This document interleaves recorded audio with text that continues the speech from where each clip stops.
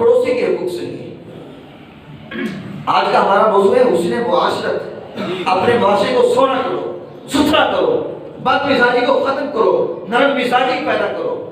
آج ہم ایک چھوٹی چھوٹی بات پہ اپنے ہمسائے سے جھگڑ پڑتے ہیں، معمول سی بات پہ۔ اب ذرا سنیے پڑوسی کے حقوق۔ کسی آدمی کا پڑوسی اس کے حسن سلوک کا زیادہ حقدار ہے۔ اگر وہ پڑوسی اس کا قریبی رشتہ دار بھی ہو تو پھر باقی پڑوسیوں پر اس قریبی رشتہ دار کا حق زیادہ ہے۔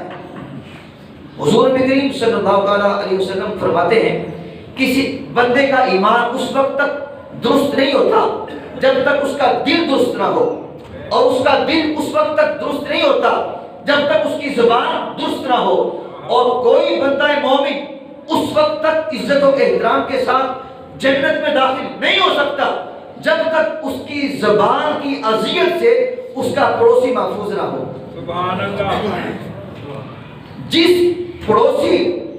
کا پڑوسی اس کی زبان سے تنگ ہے، پریشان ہے، یاد رکھیں اس کے لیے اللہ کے محبوب نے بہت بڑی وعید فرمائی۔ آگے میں آپ کو بیان کرنے لگا ہوں۔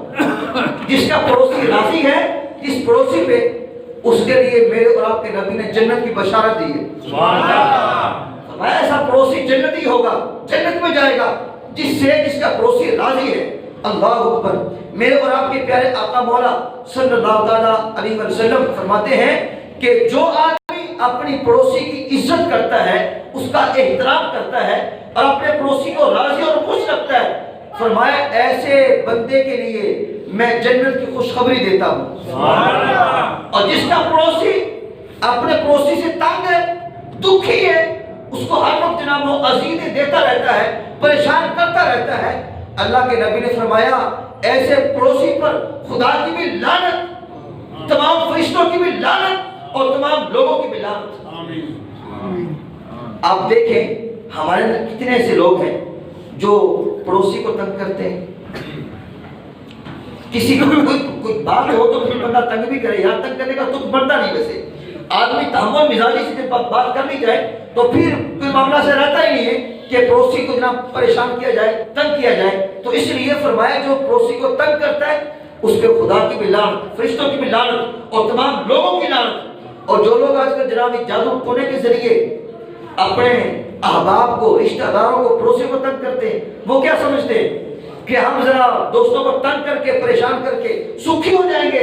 نہیں، یاد رکھیں ایسے لوگوں پہ خدا کی لعنت ہوتی ہے جو کسی کو پریشان کرتے ہیں، کسی معاملے کے اندر پریشان کرتے ہیں۔ تو ایسا ہمیں نہیں کرنا چاہیے۔ آگے چلیے جی، مہمان کی تکریم۔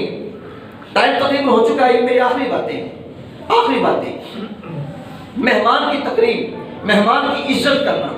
ماشاءاللہ ہمارے لوگوں کے ہاں جب مہمان آتے ہیں، بعض لوگ خوش بھی ہوتے ہیں، بڑی خندہ پیشانی سے ان کی عزت کرتے ہیں، اور بعض لوگ تنگ آ جاتے ہیں کہ یہ کیوں آ گیا، دیکھتے ہی نہ پریشان ہو جاتے ہیں۔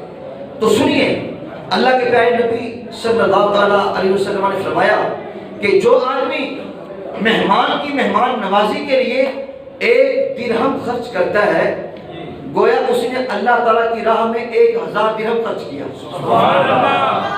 ذرا محبت سے بولیے۔ جو اپنے مہمان کی مہمان نوازی کے لیے 1 درہم خرچ کرے، گویا اس نے اللہ کی راہ میں 1000 درہم خرچ کیا۔